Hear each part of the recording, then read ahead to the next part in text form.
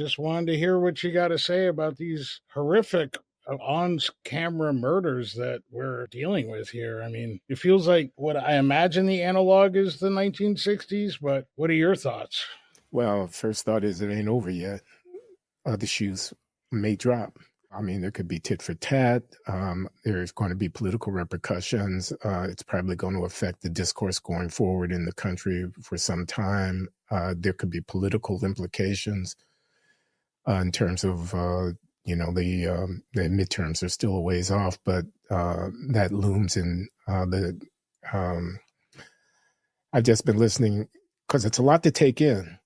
It's just a lot to take in. I've been listening to some of the reactions, and they are very emotional and very vitriolic and hyperbolic in some instances, and we'll see how it shakes out. I don't have a comprehensive analysis. I actually eschew the task of constructing a comprehensive analysis. I just want to kind of take it all in. I must say I didn't appreciate who Charlie Kirk was until the obituaries and tributes started coming in. I mean, I should have, being a student of American politics, had a much better feel for Turning Point USA and for the MAGA movement and for its constituent parts, of which Kirk was an important component.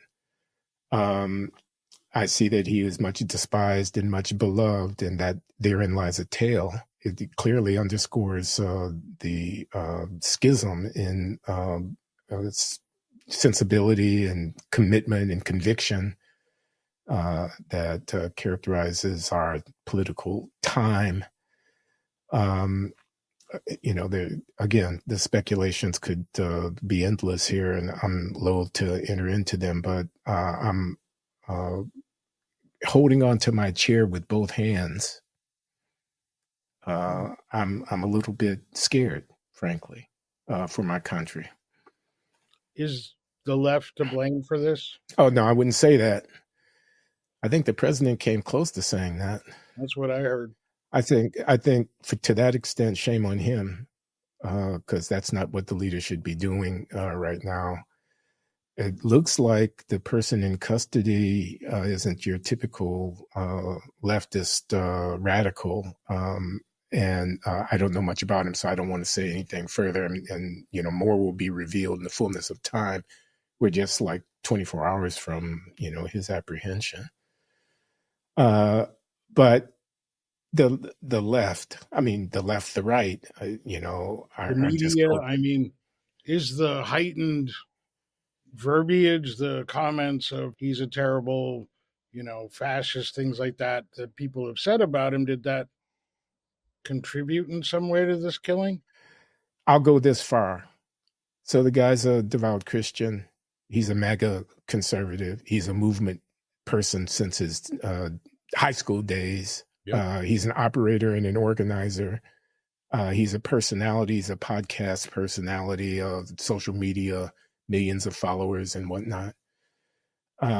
He's an organizer. He has views. He has views about immigration. He has views about trans. He has views about race. And they're not universally shared. Some of them are arch. He's artful in his, as I have surmised from reviewing some video of him doing this or that. Very artful, articulate, and engaging in terms of debate and whatnot in his exposition of these views. These views are despised by many people. They are adored by many people. Therein lies another insight into the way in which the arc of his public presence and of his demise reveals the schisms of commitment within the country. I think the idea that somebody who thinks, let me paraphrase, you were born with male equipment, but you identify as a woman. I'm 77 years old, but I identify as a 50-year-old. I identify as skinny as well. I can't simply become 50 years old by declaring that I identify as a 50-year-old. Yeah, I hear you. That kind of thing. I mean, that's the kind of thing that he would say. He called George Floyd a scumbag. My wife tells me I actually can't cite chapter and verse of where he did that, but I don't think my wife made that up. She holds it against him. Frankly, Robert Patton Spruill, I don't hold it against him because I see how you could conclude that George Floyd is a scumbag.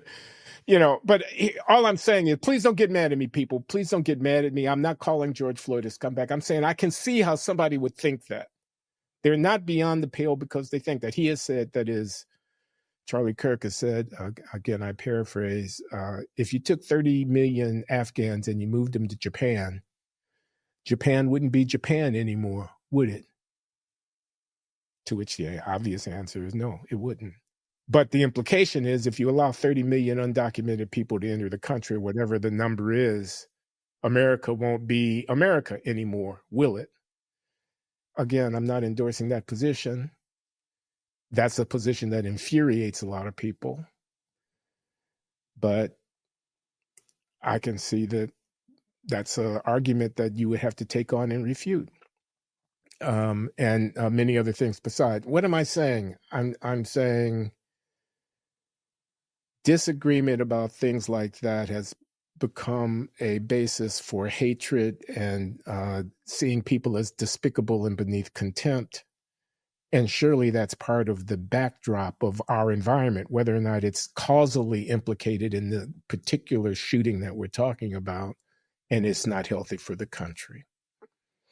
Is this a hinge point for the country, or did the hinge point happen previous to this, and this is part of the turning of the door? I don't know. I mean, hindsight's going to be 2020 in a short order, and I just assume keep my powder dry. Hinge point, but it feels like a moment, doesn't it? Well, that's what I'm saying, and I feel like it feels like a moment. However, my wife said the hinge point was actually when Will Smith slapped Chris Rock on the Oscars, and everything's gone haywire since then. But that's my wife, I guess I can see why she says that. That's my wife's opinion, but I wanted to ask you, with your wisdom and experience, and I just finished a book. You've been through some shit, so I figured you might have a guess for us about it. It feels pretty hingy. Okay. It surely does. People have compared this to some of the high-profile assassinations of the 60s, like RFK, like Martin Luther King Jr. And if you were to see anything that was analog to the civil disturbances that broke out after, say, the assassination of King on April 4th, 1968, to happen, any right-wing militia activity, any, January 7th kind of activity, January 6th, what am I saying, kind of activity, any mobilization, that would be deeply, deeply disturbing. My guess is, even if you don't see it, we should be disquieted because, as I heard a couple of commentators say, I think I heard Jesse Waters say this on Fox News the other night, this ain't over. They have declared war on us. Now that ball's in our court, what are we going to do? I paraphrase. Right. But you see the sentiment. The sentiment is, let's put our heads together and figure out how we're going to respond to this. They just took out this brother in the vernacular who was a 31-year-old wunderkind, star of our movement, a mover and a shaker, somebody who had gained the confidence at the highest levels of government and the Republican Party and the MAGA movement, and they shot him dead. They, quote unquote. And I don't see how that's healthy. So what will it come to? I don't know, but nothing good. Does anything positive ever come out of a nationally shocking event like this?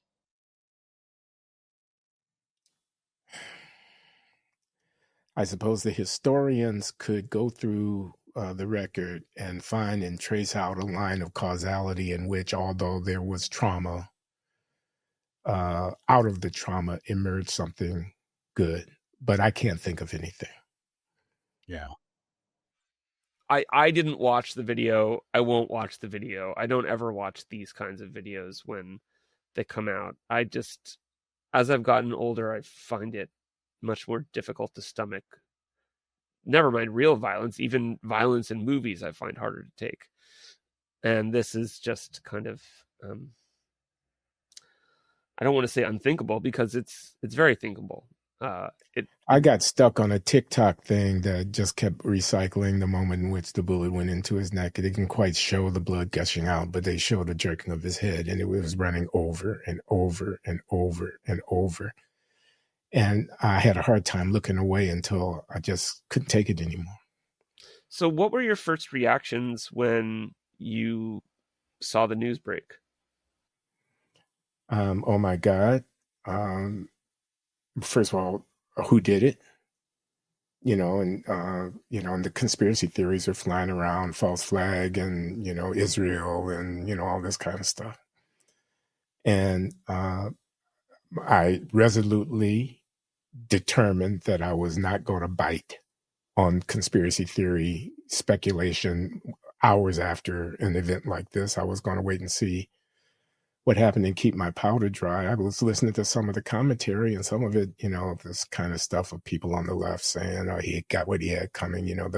Famously Matthew Dowd at MSNBC said, hateful thoughts lead to hateful words, lead to hateful actions, and you live by the sword, quote, paraphrasing, you die by the sword of this. And I thought that was despicable, and it was only one of a number of such things. And no, I don't do social media to the extent that people 50 years younger than me do.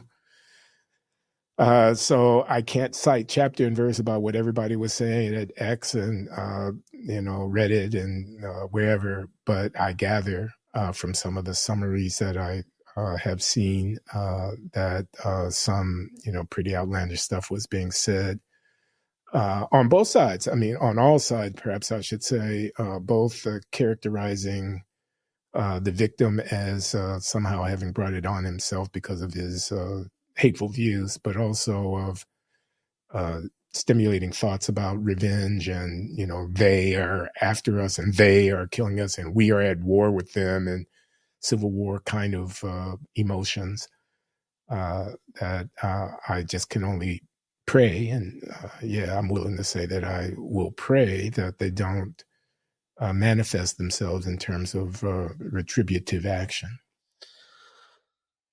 Yeah, this is the thing that's frightening. I mean, this is an utterly inappropriate comparison that I'm about to make. I know that it's an inappropriate comparison. What I'm comparing is not the gravity of these two events that I'm about to mention, but my personal immediate reaction on hearing both of them. And one was that Charlie Kirk was shot and likely would die, from what early reports said, that it didn't seem possible that he would survive something like that. And seeing the news about October 7th, and my reaction in both cases was like, oh my God, this is disastrous. And then my second thought was, whatever comes next is going to be gruesome. Well, that's ominous, because we know what came after October 7th, and it's been world changing. I'll just tell a brief story. My wife, Lawan, and I were out at dinner with my friend, Loury, my dear friend, the economist who's been on the show, and his wife, Bridget, on October 7th, 2023, which happens to be the wedding anniversary of Lawan Loury and Glenn Loury. We were married on October 7th, 2017. So we were out at a restaurant, and Larry opens up his phone. I don't know, it's 7:00 in the evening, something like that. And he gets the news of early reports about what has happened. And, he said, oh my God, something has happened. This is going to be a big deal, he said. And then we went on to dinner. We had no idea how big a deal it was going to prove to be. So God, I hope you're wrong. Well, again, I'm this. not comparing these two things. They're No, not. I understood that, but Yeah. the potential, the sense of disquiet, the potential for disastrous consequences to flow from it, if I understand you. Yeah. I mean, when you see, people on Twitter or wherever saying things like "this is war," you have to ask what that means. It doesn't mean tanks being mobilized and the country being split between North and South, because that doesn't make sense. That's not the kind of war we're talking about, right? I mean, it means that if another kind of summer of 2020 were to go down and people were to start looting on North Michigan Avenue in Chicago or whatever, and attacking police officers and burning down police stations, as happened in Minneapolis, that we'll be quote, we will be ready to respond in kind. And this kid in Kenosha, the kid from Illinois who went up there and Kyle Rittenhouse. Say it again. Kyle Rittenhouse. Yeah, Kyle Rittenhouse will be like a speck compared to the outpouring of vigilante inspired, organized, armed people who are keeping their powder dry. How did Trump put it? Stand down and stand by. Yeah. I mean, they're standing by.